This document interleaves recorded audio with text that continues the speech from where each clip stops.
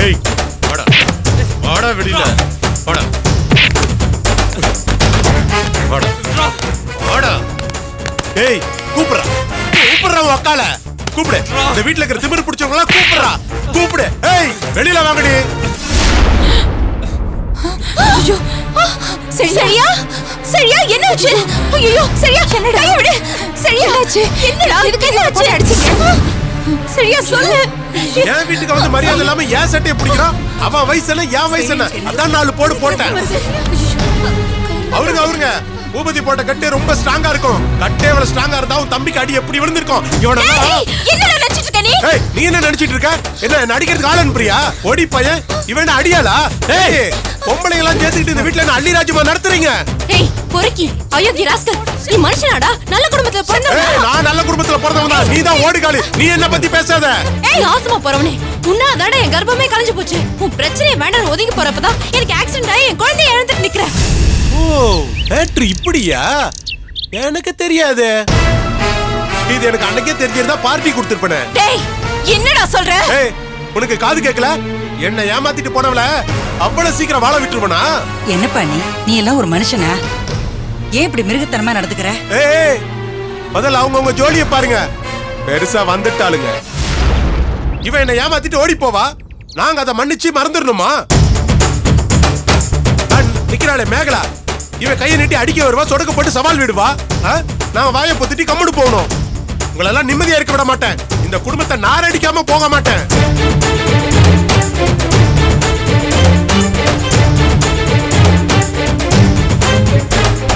ஒரு விஷயம் உங்களுக்கு தெரியாது இல்ல? அத சொன்னாதான் இந்த பூபதி எவ்வளவு டேஞ்சர் ஆனவன்னு உங்களுக்கு தெரியும். நீ சொன்னீங்க என் விஷயத்துல இருந்து ஒதுங்கி போகணும்னு நினைச்சப்பதான் அந்த ஆக்சிடென்ட் ஆயிடுச்சுன்னு திட்டினியே. உனக்கு ஒரு உண்மை தெரியுமா? உன்னை முட்டி தூக்கிறதுக்கு ஆட்டோ ஏற்பாடு பண்ணதே நான் தான்.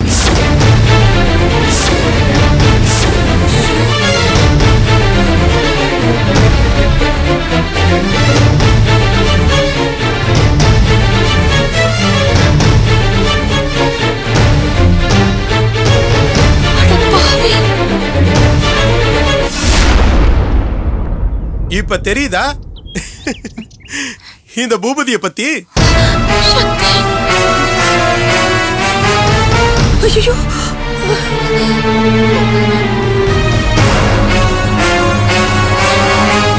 இந்த வீட்டுல இருக்கிற ஒவ்வொருத்தருமே நிம்மதியா இருக்க முடியாது. உங்க யாருக்குமே சந்தோஷம் வராது. கண்மணியும் சக்தியும் வாழ வெட்டியா இந்த வீட்டுல வந்து இருக்காங்க. உன் வாழ்க்கை முடிஞ்சு போயிடுச்சு. கீர்த்தனாவுக்கு கல்யாணம் பண்ணி வச்சீங்கனாலும் அவளே வாழா வெட்டியா இந்த வீட்டுல கொண்டாந்து நிக்க வைப்பேன்.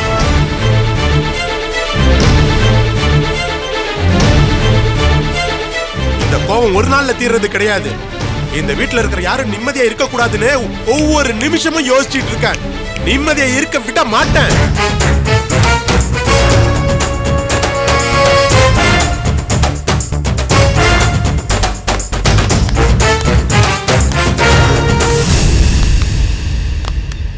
பாடி என் முன்னாள் பொண்டாட்டி, நல்லா இருக்கியா?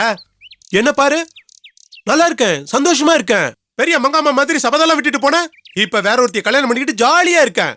உன்னால என்ன பண்ண முடிஞ்சது? ஒன்னும் கிழிக்க முடியாது.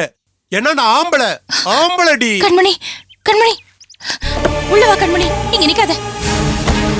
என்னாச்சு? ஒரு பிரச்சனை இல்லையே? உள்ள போய் பேசிக்கலாம். நீ முதல்ல வா, உள்ள வா. சரியா என்ன ஆச்சு? என்ன ஆச்சு? அண்ணா உங்க வீட்ல சண்டை போடும்போது பூபதி மாமா அடிச்சு கொண்டு வந்து இங்க போட்டுட்டாரு. பாத்து வா, உள்ள வா முதல்ல.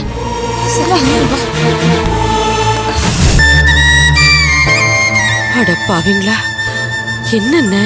என்னென்னமோ சொல்றீங்க? ஆமாமா, என்ன பண்றது, என்னென்னவோ நடந்து போச்சு. என்ன இந்த பூபதிக்கு என்ன வெறிகிரி பிடிச்சு போச்சா?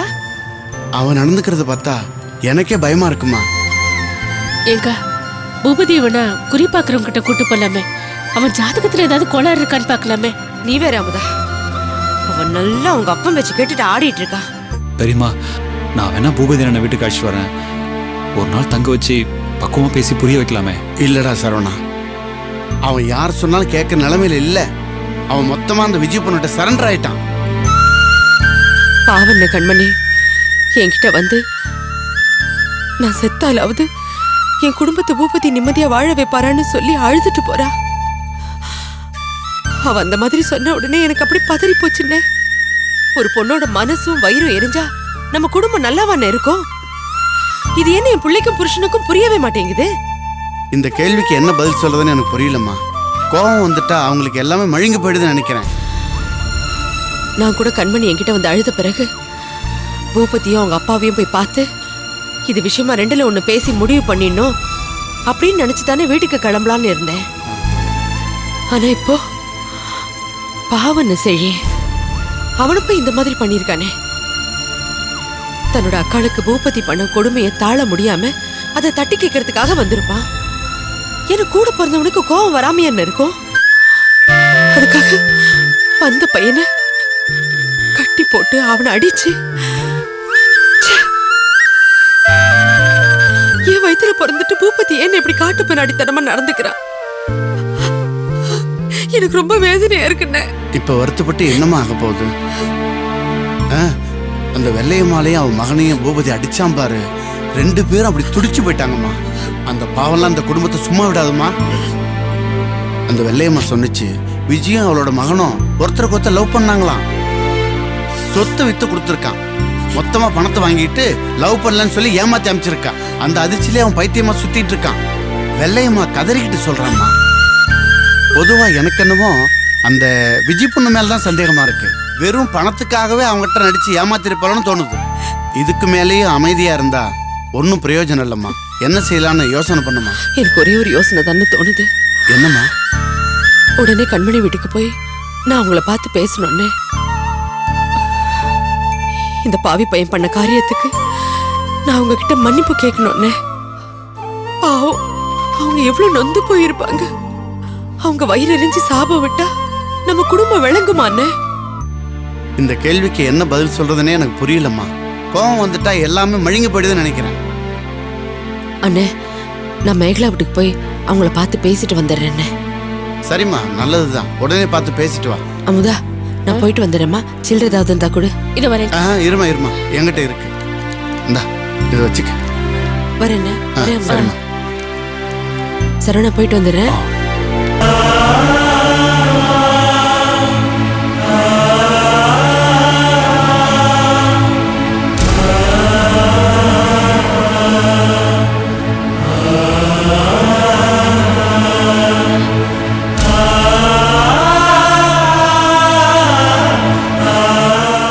தீபா, பால் காய்ச்சி எடுத்துட்டு வந்திருக்கேன்ப்பா. இதையாவது குடிப்பா. வேண்டாம். ஏன்பா? பசிக்கல. இவா என்னடா சொல்ற? நாள் பூரா சாப்பிடாம பட்னி கிடந்துட்டு பசிக்கலங்கிறிய. போடா போய் சாப்பிடு. வேண்டாம்ப்பா. எனக்கு சுத்தமா பசியே தெரியல.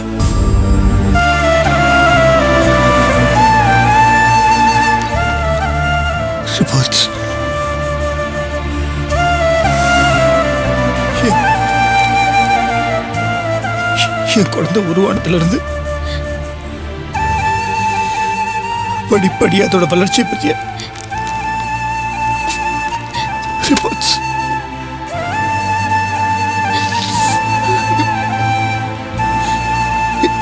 இப்ப எல்லாமே போச்சு. ஏன்பா அதுவும் நம்மள மாதிரி ஒரு உயிர் தானே. இப்ப உங்களுக்கும் எனக்கும் ஒரு காயம் பட்டா எப்படி வழியில துடிப்போமோ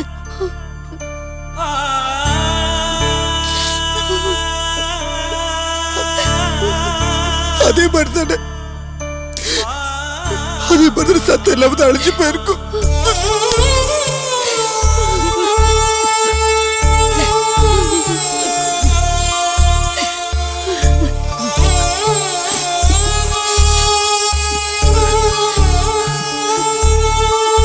இல்லம்மா, இப்போ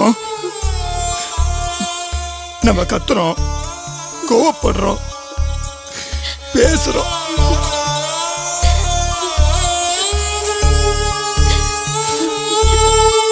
குழந்தை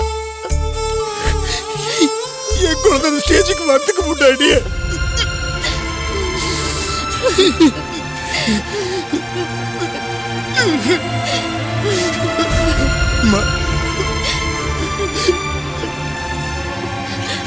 நம்ம வீட்டு சாப்பிட நினைச்சுப்பா. இது துக்கம் வேணுமா? என்ன போய் சாப்பிட சொல்றீங்களே?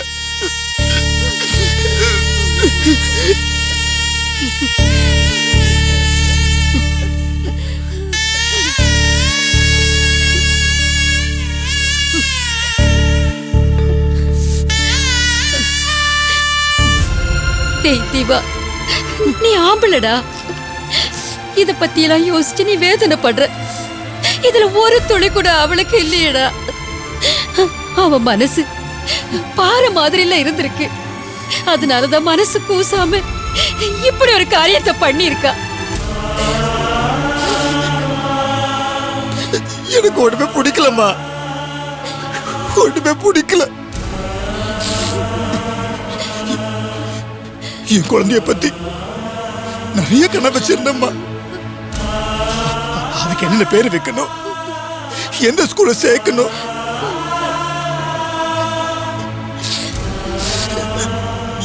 எல்லாமே போச்சுப்பா.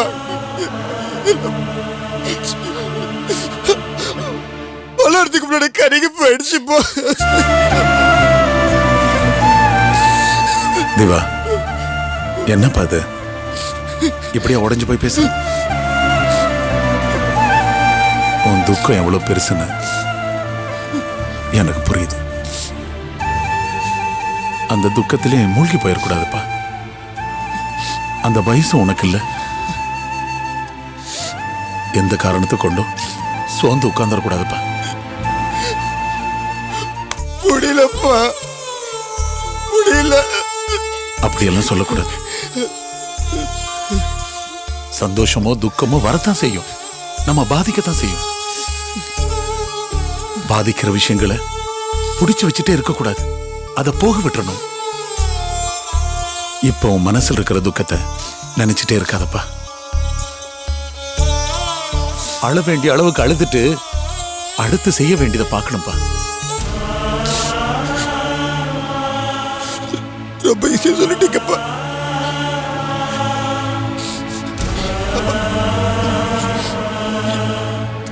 என் குழந்தை போனது ஒரு பெரிய துக்கம்னா சத்தி விஷயத்தை எடுத்து சொல்ல மறைச்சிட்டப்பா. அவன் உங்ககிட்டயும் அம்மா கிட்டயும் சொல்லனா ஒரு அர்த்தம் இருக்கு, என்கிட்ட எப்ப சொல்ல?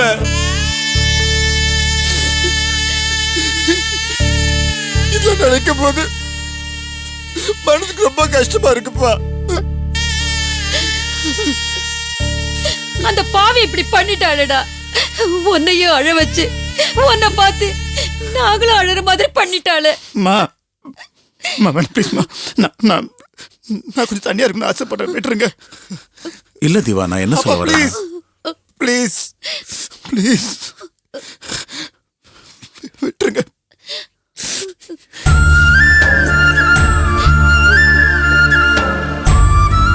அவன் மனசுல எவ்வளவு பாதிப்பு இருந்தா இப்படி எல்லாம் பேசிட்டு போ. எனக்கு என் புள்ளதான் முக்கியம். இவன் இப்படி அழறத பார்த்து என்னால தாங்க முடியாது. அவன் மெல்ல மெல்ல மனசு மாறி பழைய ஆள் ஆகணும். அந்த சக்தியோட நினைப்பை விட்டாதா இவனுக்கு விமோச்சனம். அந்த சக்தியை இவன் வாழ்க்கையிலிருந்து விலக்கி இவனுக்கு வேற ஒரு சந்தோஷமான வாழ்க்கையை நாம் அமைச்சு கொடுக்கணும். துர்கா, சக்தியை டைவர்ஸ் பண்ணிட்டு வேற ஒரு நல்ல குணமான பொண்ணை பார்த்து இவனுக்கு கட்டி வைக்கணும். ஒரே ஒரு தப்பு பண்ணதுக்காக இவன் வாழ்க்கை வீணா போகணுமா? சக்தியை டைவர்ஸ் பண்ணி விட்டுட வேண்டியதா.